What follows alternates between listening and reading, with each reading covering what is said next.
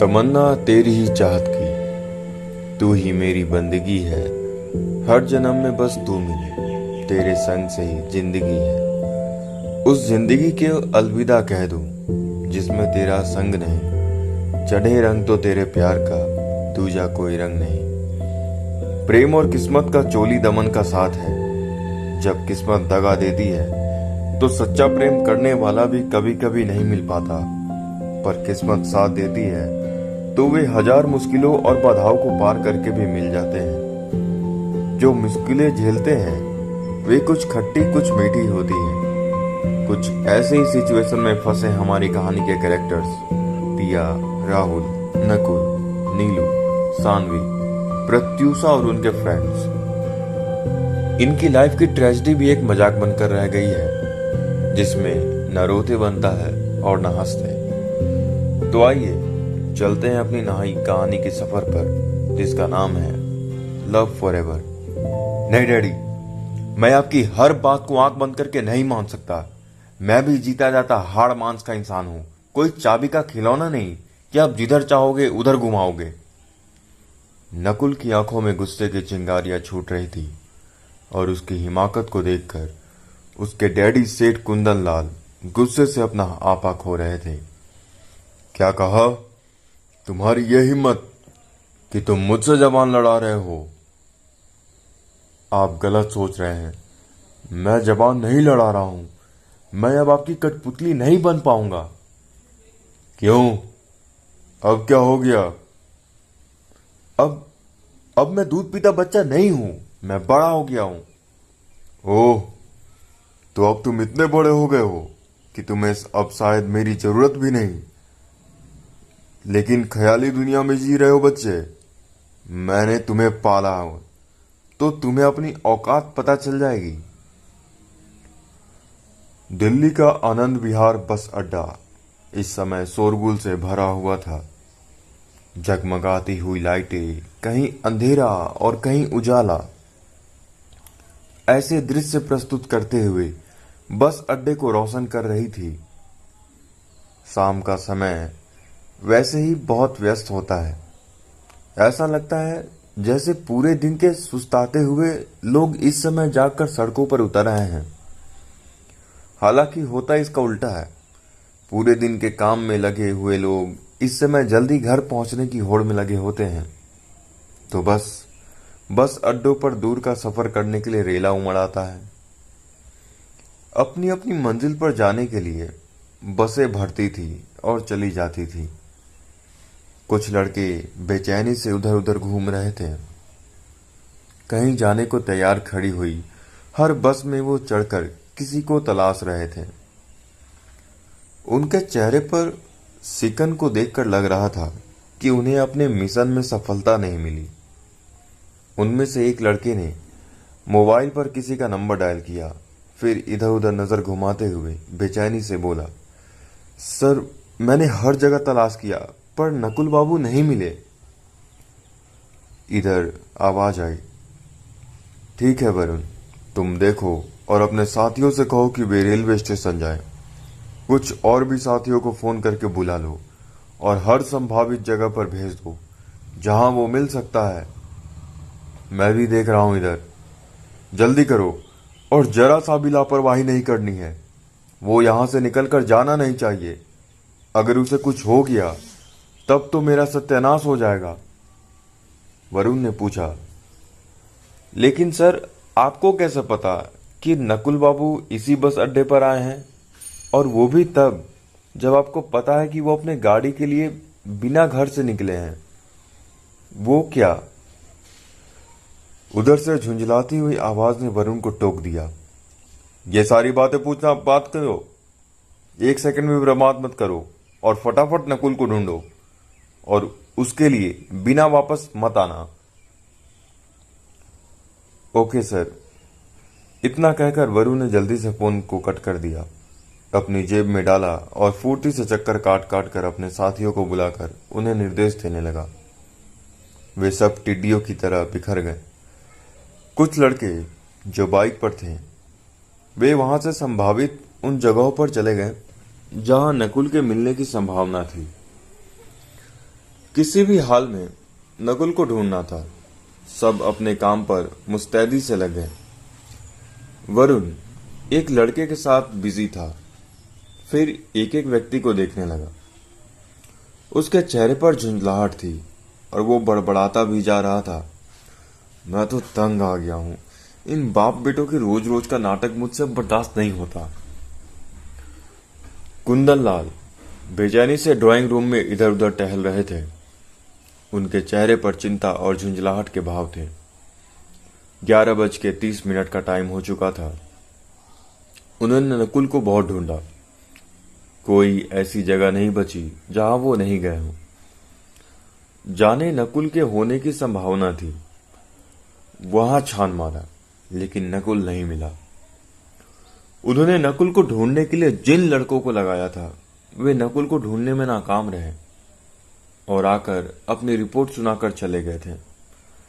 सुंदरलाल ने उन सबको तगड़ी फटकार पिलाई थी और कहा था, चुल्लू भर पानी में डूब मरो तुम सब जो उसे ढूंढ नहीं सके। क्या उसे धरती खा गई या आसमान निकल गया?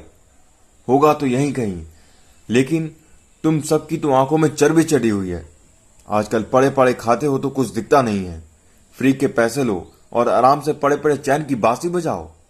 देखता हूं, अगर नकुल नहीं मिला तो तुम सबकी मैं छुट्टी करूंगा। जरूरत भी नहीं है अब किसी की।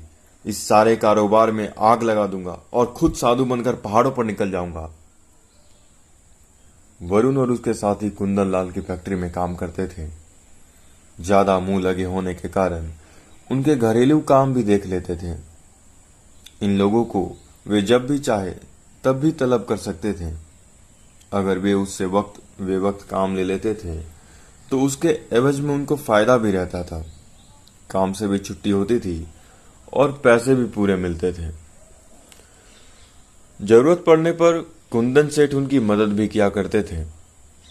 दूसरी बात यह थी कि कुंदन सेठ को किसी पर भरोसा नहीं था। एक और वे नकुल को अपनी फैक्ट्री की देखभाल करने के काम पर लगा देते थे, तो वही अपने 1-2 चमचे नकुल की निगरानी पर भी लगा देते थे। कभी कभी इनकी ये क्रॉस चेकिंग पर उन पर भारी पड़ जाती थी। जब नकुल उनकी इस चालाकी को पकड़ लेता था तो उन पर हावी हो जाता था। पूरे दिन की टेंशन, भागदौड़ की थकान और नाकामी की झुंझलाहट जब कुंदन सेठ को बर्दाश्त नहीं हुई तो वो जोर से चिल्लाए, सावित्री, क्या कर रही हो? क्या तुम्हें अपने लाडले का हाल चाल पूछने का भी टाइम नहीं है? सावित्री, जो अपना पीछा छुड़ाए हुए गेट से पीछे की तरह छुपी खड़ी थी, आवाज सुनते ही सामने आ गई और बोली, बताइए क्या बात है? बात यही है कि नकुल का कुछ पता नहीं चला कहीं पर भी। अपने पति के मुंह से निराशजनक बात को सुनकर सावित्री के चेहरे पर चिंता की लकीरें उभरी। वो गमगीन स्वर में बोली, कितनी बार कहा है, लड़का जवान हो गया है, उस पर अपनी इच्छा मत थोपो, उसे भी अपनी जिंदगी जीने दो। इनडायरेक्ट रूप से अपने ऊपर इल्जाम आते देखकर सेठ कुंदन लाल तिलमिला उठे और बोले, मैं कौन सी उसकी जिंदगी छीन रहा हूं जो तुम ऐसी बातें कर रही हो? तुम्हें लगता है कि केवल तुम ही उसकी परवाह करती हो और मैं उसका दुश्मन हूं? अरे इतने अरमानों से उसे पाल पोस कर बड़ा किया है, तो क्या उससे कुछ कह भी नहीं सकते या उस पर हमारा कोई हक ही नहीं है? सावित्री देवी को कोई जवाब नहीं सूझा, लेकिन उनके मन में कहीं न कहीं ये बात थी कि कुंदन लाल नकुल को अच्छा व्यवहार नहीं कर रहे और इसीलिए वो फिर धीरे से बोली, मैंने ये तो नहीं कहा, लेकिन अब वो बड़ा हो चुका है तो उसकी भी अपनी इच्छा अनिच्छा है। कोई भी काम करने से पहले उसकी राय लेना जरूरी है। लेकिन आपका हिसाब क्या है? हर चीज उसी पर थोप देते हैं और ये भी कहते हैं कि जो मैंने कहा है वो मानना जरूरी है, अगर नहीं माने तो उसका दंड भुगतना पड़ेगा। इसकी वजह से वो भाग रहा है। तो मैं उस पर कौन सा जुल्म कर रहा हूं, तुम ही बताओ। सेठ कुंदन लाल का चेहरा गुस्से से तमतमाने लगा और वो सावित्री को जलती हुई आंखों से घूरने लगी। अब सावित्री देवी को भी गुस्सा आने लगा। वो तमक कर बोली, करते नहीं आप अपनी मनमानी। जब उसका मन नहीं है कि वो आपके दोस्त की बेटी के साथ शादी करे, तो आप उसके पीछे क्यों पड़े हो? जब वो कह रहा है कि अभी वो अपनी जिंदगी को अपने ढंग से जीना चाहता है, तो उसके पैरों में बेड़ियां क्यों डाल रहे हो? अभी उसकी उम्र ही क्या है? हाँ हाँ हाँ, उसकी उम्र कुछ भी नहीं है और तुम्हारी उम्र भी कुछ नहीं है। तुम भी दूध पीती बच्ची हो और वो भी दूध पीता बच्चा है। तभी तुम दोनों एक दूसरे की बात को बखूबी समझते हो। बस मैं ही दुश्मन हूं। अब मुझे गुस्सा मत दिलाओ।